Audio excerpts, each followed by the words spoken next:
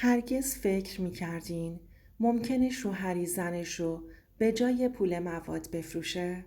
این دقیقاً همون اتفاقیه که توی این داستان افتاد. مژگان هستم. من و برادرم با مادرم زندگی می‌کردیم.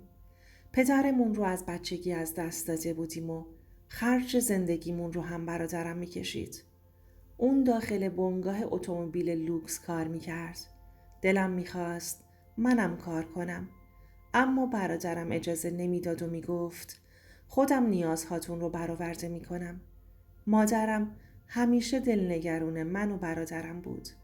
تا وقتی که به خونه بر نمیگشتیم آروم نمیگرفت. همش دلشوره داشت که یه وقت اتفاقی برامون نیفته.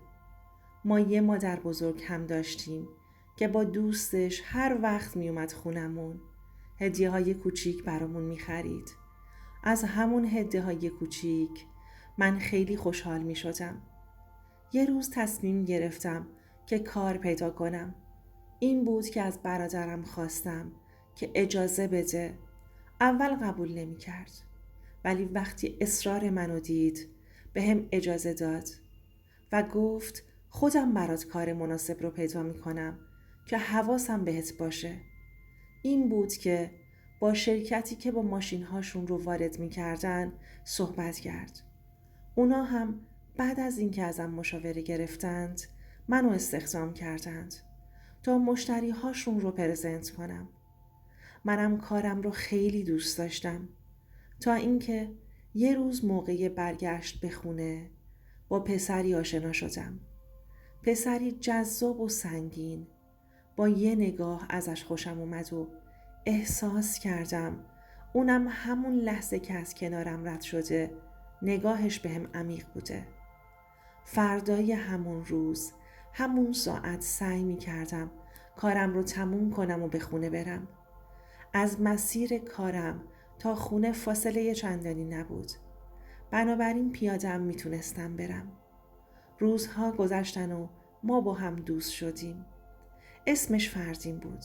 فردین همون روزای اولیه دوستیمون به هم پیشنهاد ازدواج داد. فردین یه خواهر کوچیک‌ترم از خودش داشت. پیشنهاد ازدواج فردین رو قبول کردم. خیلی دوستش داشتم و دلم میخواست سریعتر با هم ازدواج کنیم. طاقت دوری همو نداشتیم. بعد از اینکه برادرم و مادرم قبول کردند مراسم ازدواجمون رو هم گرفتیم. زندگی شادی کنار هم داشتیم. اما دیگه فردین اجازه نداد من برم سر کار و گفت دلم میخواد وقتی به خونه برمیگردم همسرم خونه باشه و ازم پذیرایی کنه. منم به خاطر اینکه ناراحت نشه کارم رو ترک کردم. همه چیز خیلی خوب و عالی پیش میرفت. همیشه فکر میکردم زندگی ما مثل فرشی بافته از عشق و اعتماده. شوهرم مرد خیلی ساده‌ای بود. خیلی زحمت میکشید و آروم بود. هیچ وقت از زندگیمون توقع خاصی نداشت. سالها گذشته بود و داخل همون تولیدی فرش کار میکرد. وقتی هم که تا دیر وقت خسته و کوفته به خونه برمیگشت همیشه بوی کار و عرق دستاش از جنس زندگی بود. با چشم خودم میدیدم که چقدر داره زحمت میکشه. منم سعی میکردم فضای خونه رو براش جوری فراهم کنم که بوی زندگی و خوشبختی بده. براش آرامش فراهم میکردم. بهش عشق میدادم. خیلی دوستش داشتم و این دوست داشتن هم دو طرفه بود. یه چند وقتی گذشت اما کم کم همه چیز تغییر کرد. اون بوی آشنا جای خودش رو به چیزی داد که شبها خواب رو از چشمام گرفته بود. بوی دود بود. بوی زهر کشنده‌ای که نمیفهمیدم از کجا اومده. شب و روزم شده بود فکر و خیال. داشتم از فکر و خیال زیادی عذاب میکشیدم. یه روز وقتی که تو خونه نشسته بودم تصمیم گرفتم کل اتاق رو زیر و رو کنم. تمام کشوی لباسهاش رو بیرون ریختم. جیب لباسهاش رو گشتم تا اینکه بالاخره دستم به چیزی رسید که دنیا رو سرم آوار کرد. یه قوطی کوچیک تو جیب کت کارش بود، پر از مواد مخدر. بهت زده مونده بودم، شوکه شده بودم. با خودم مثل دیوونه ها حرف می زدم. آیا این فردین منه که اینا تو جیبشه؟ همش از خودم می پرسیدم. این همون مردیه که هیچ وقت سمت حتی سیگار هم نمی رفت؟ چطور ممکنه؟ توی همون لحظه چیزی از عمق قلبم شکست. کم کم حقیقتی از سایه ها برام بیرون اومد که هرگز نمیتونستم تصورش رو بکنم. سعی کردم بیشتر تو کارای فردین دقیق بشم. دیگه رفت و آمدهاش رو زیر نظر میگرفتم. با اینکه قلبم شکسته شده بود، ولی میخواستم بفهمم مسببش کی بوده، چه کسی فردین منو آلوده کرده. تا اینکه فهمیدم صاحب کارگاه فردین مردی مکار و نیرنگ بازیه. بعد از مدتی که کارگراش پیشش کار میکنن، اونا رو به زهر اعتیاد آلوده میکرده که همه تسلیمش بشن و همه بهش وفادار بمونن و دیگه اینکه موقع مصرف قدرت کار کردنشون 2 برابر میشد. اما این فقط همه ماجرا نبود. از اون روز که کلی مواد تو جیب فردین پیدا کرده بودم، هر بار به خودم میگفتم امشب که بیاد خونه بهش میگم که من فهمیدم تو داری چه غلطی میکنی. از هر بار که میومد و چشمم به قیافش میافتاد دلم میسوخت و سکوت میکردم. شاید از ترسم که غرورش شکسته بشه. شایدم چیزی عمیق‌تر بود که به زبونم نمیتونستم بیارم. تا اینکه یه روز صبح که از خواب بیدار شدم و میخواستم برم واسه خونه خرید کنم، دیدم کلید خونم سر جاش نیست. کل خونه رو گشتم که شاید پیداش کنم، اما پیدا نشد. پیش خودم گفتم نکنه داشتم میومدم داخل، پشت در جا گذاشتم و کسی برداشته.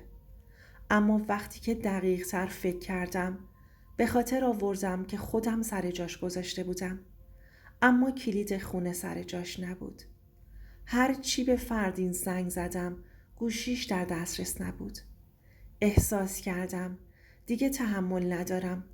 نمیدونستم چطور ازش بپرسم که کلیدم رو چرا برداشته، ولی مطمئن بودم که کار خودشه.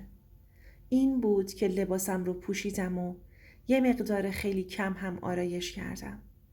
نمیخواستم تو محیط کار همسرم آشفته به نظر برسم. میخواستم برم این قضیه رو پیگیری کنم. چون فردین خودش کلید داشت، نیازی نبود که کلید منو برداره. تو مسیر کارگاهش حرکت کردم. وقتی رسیدم همون لحظه با مردی روبرو شدم که برام مثل شیطان بود. صاحب کارگاهش بود. یه لحظه حس کردم میدونه چرا اونجام.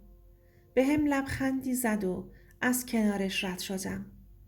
اما حرف ها و پچ هایی که از کارگراش میشنیدم کافی بود تا بفهمم این هیولا نه تنها شوهر منو، بلکه خیلیای دیگر رو به دام خودش کشونده بود.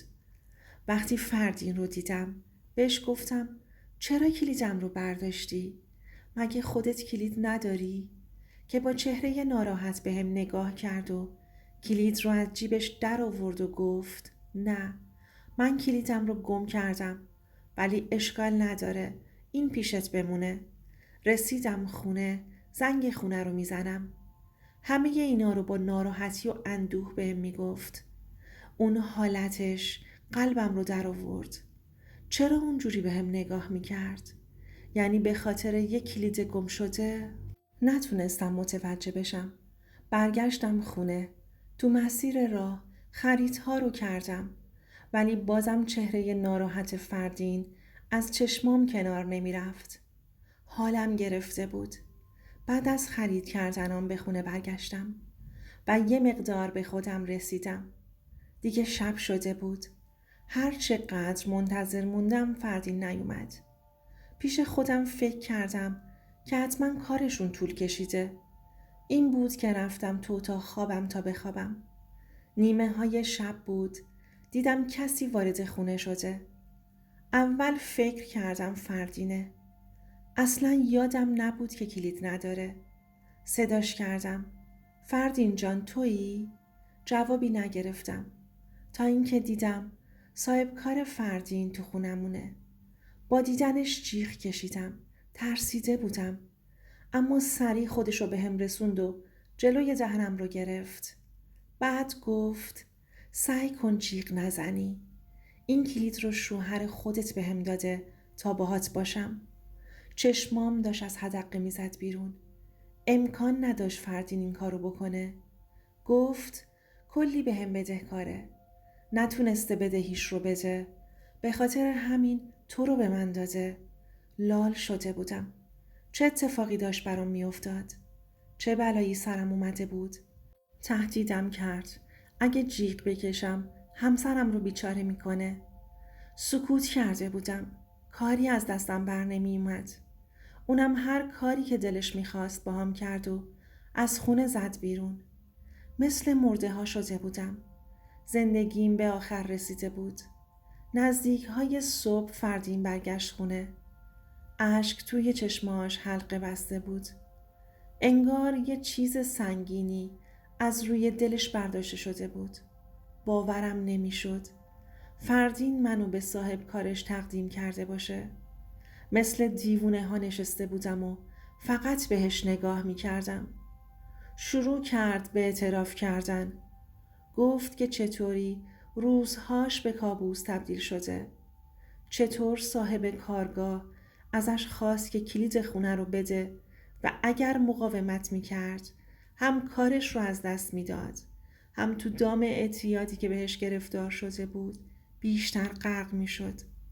چون نمیتونست موادی رو که از صاحب کارش گرفته بود رو باهاش حساب کنه، این بود که ناخواسته تن به این کار داده بود و منو در قبال بدهکاریش به صاحب کارش تقدیم کرده بود. تو اون لحظه همه چیز برام روشن شد. این مرد، این عشق دیگه چیزی جز خاطره تلخ برام نبود.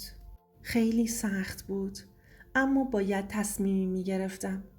وقتی بهش نگاه می کردم می دیدم مردی که جلوم ایستاده دیگه همون مرد گذشته برام نیست. شاید مقصر اصلی فردین نبود، اما این انتخاب‌های خودش بود که زندگی ما رو به این نقطه رسونده بود. صبح که شد با اشک و دردی که تو قلبم احساس می کردم خونمون رو ترک کردم و برگشتم به خونه مادرم. ولی چیزی که پشت سرم جا گذاشته بودم چیزی بیشتر از یه خونه و یه زندگی بود. یه تیکه از قلبم، یه تیکه از خودم. صاحب کار فردین از اعتماد کارگراش سوء استفاده می کرد و وقتی کامل تو دستش بودند ازشون کلید خونه هاشون رو می گرفت تا با زنهاشون رابطه برقرار کنه و من یکی از اون قربانی ها بودم. خیلی سریع تونستم از فردین به خاطر اعتیادش جدا بشم و زندگیمو نجات بدم. اما هیچ وقت نتونستم اون شب سخت رو از ذهن و قلبم پاک کنم. این قصه یه یادآوری تلخه که عشق بدون آگاهی و شناخت میتونه آدمو تا مرز بیچارگی ببره. هیچ وقت اجازه ندین اعتماد ساده دلتون تبدیل بشه به سلاحی علیه خودتون. اینجا توی سایه های خیانت ما صداهایی رو روایت میکنیم که سالها تو سکوت دفن شدن. صداهایی که باید شنیده بشن. پس اگه میخواین هیچ داستانی از این صداهای خاموش رو از دست ندین، کانال رو سابسکرایب کنین و کنار ما بمونین.